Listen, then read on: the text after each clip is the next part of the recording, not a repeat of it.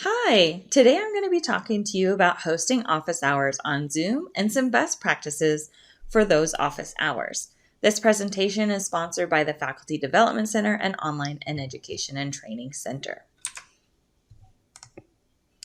The topics that I'm going to cover in this video are best practices for office hours, tips for hosting them, and how to schedule recurring office hours in Zoom. First, let's talk about some best practices for office hours. These are small things that you can enable to make your office hours even better for you and your students. The first thing that I like to do is to set the settings play a sound when someone joins or leaves. This way, I can keep my Zoom office hours open, I can mute my microphone and turn off my camera, and get some work done if I need to while I wait for students to arrive. Let's see how we do this in Zoom.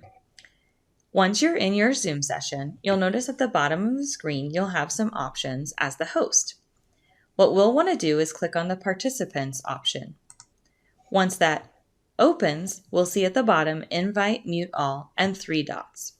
These 3 dots in the bottom right corner are extra options that we want to enable. I'll go ahead and open this.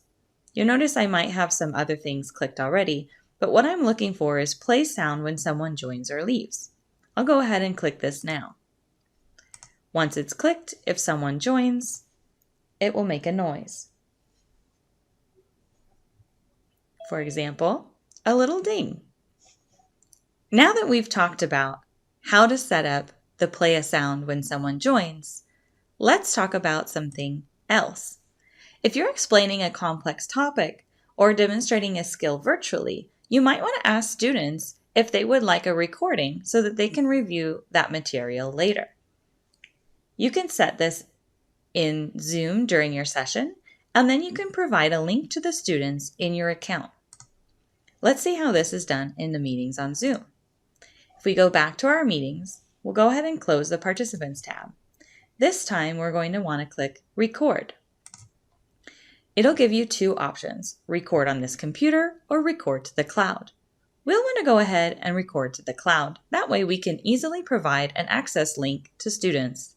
Once you're recording, you'll notice at the top left a little recording cloud, a pause and stop button, and also down at the bottom, the recording area will have changed to pause and stop. Once you stop the recording, it will prompt you and ask if you're sure you want to stop, and you'll click yes.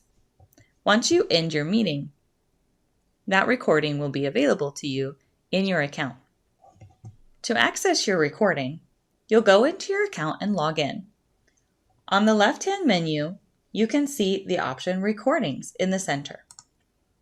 If you click on this, you'll be able to see all of your cloud recordings.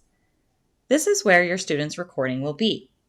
You can click on the name, and it will open up some more options. You can edit the name and add a date and time, or even the student's name. You can change the title of the video by clicking the pencil and typing it in and clicking Save. You can click the shareable link for that video, or you can also click this little share button here. You'll want to make sure that you have a password or you disable the password so that students can access their recording. You might want to also set it to only authenticated users. That way the student has to log in order to view it. Once you're ready, you'll go ahead and click the Copy Sharing Information. Once you've clicked this, you'll be able to share it with your students in an email. That way, students can watch the recording later on. Something else you can do during your Zoom office hours is set the Zoom waiting room. This way, if you're talking to a student and another student joins your office hours, they won't be interrupting that student. This is especially important if you're talking about sensitive information such as grades or a problem that student may be having. Once a student is in the waiting room, you can also message them from the chat to let them know that you see them in the waiting room and will be with them shortly. Let's see how we do this in Zoom. Once you're back in your Zoom session, at the bottom of the screen, you'll click Participants again. We'll go back to the 3 little dots, the extra menu at the bottom right-hand corner. I'll click it again.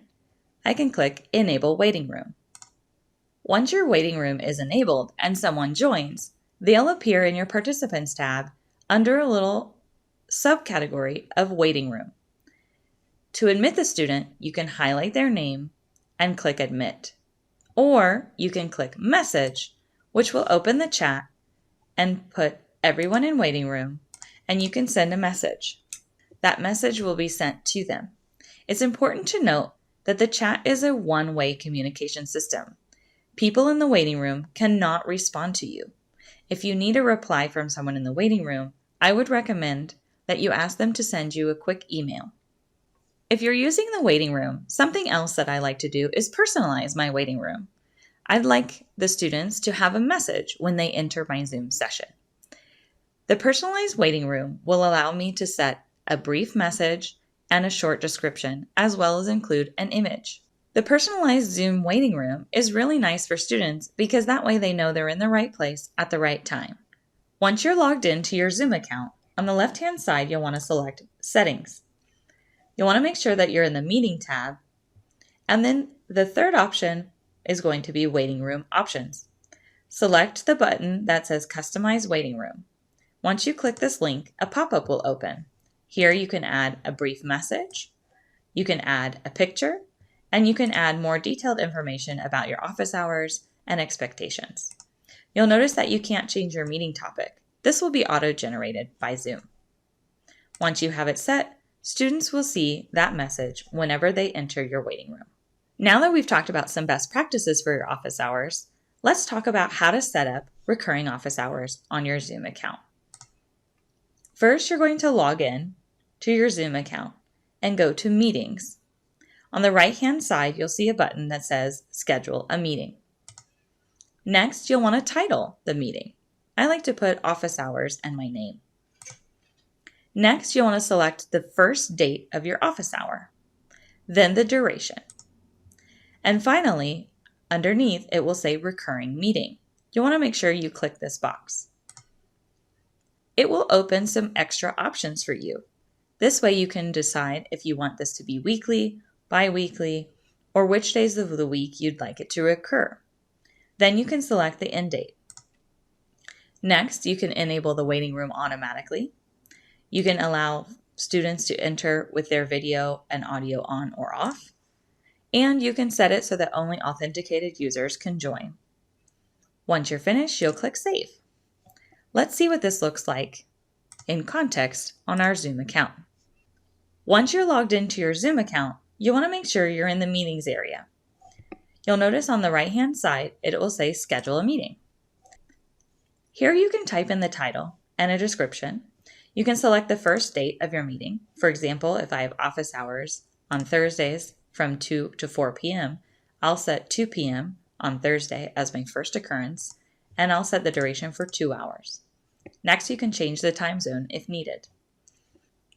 Next, you want to make sure that you click the box Recurring Meeting.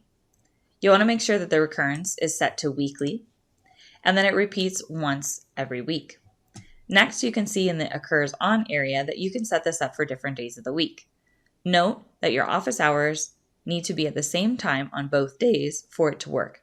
If you have office hours on a different day and a different time, you'll need to make a separate Zoom session for that.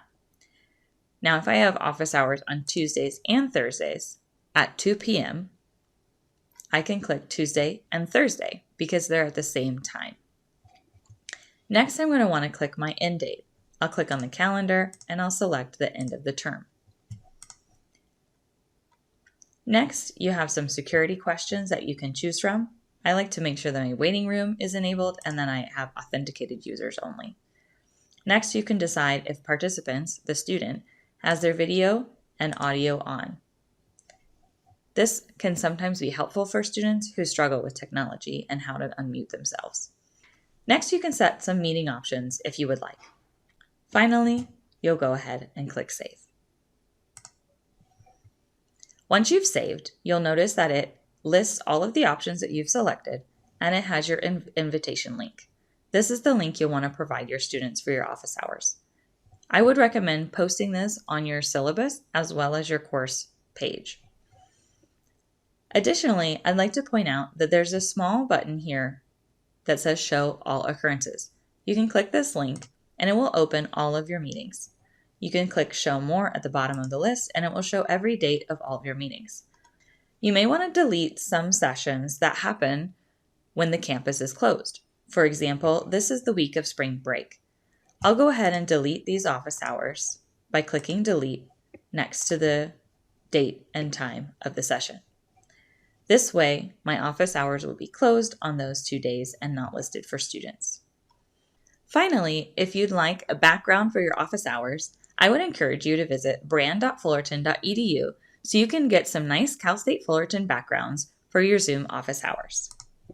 Thank you so much. This has been presented to you by the FSS in cooperation with the FTC and OET here at Cal State Fullerton. Have a wonderful day.